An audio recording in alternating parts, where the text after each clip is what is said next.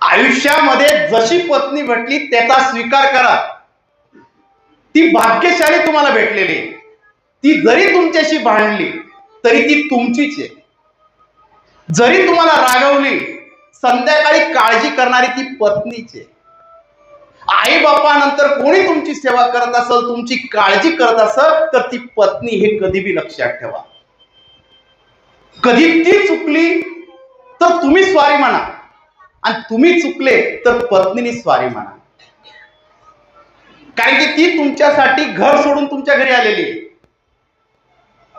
तिने भाऊ बहीण वडील आई सर्वांना सोडून तुमच्या भरोश्यावर त्या घरामध्ये आलेली, हे लक्षात ठेवा. आणि पत्नीने बी लक्षात ठेवा, सर्वांचं प्रेम सोडून तो आपल्यावर प्रेम करतोय, तो पती आहे. आपला पती कसा असला त्याला जीव लावा.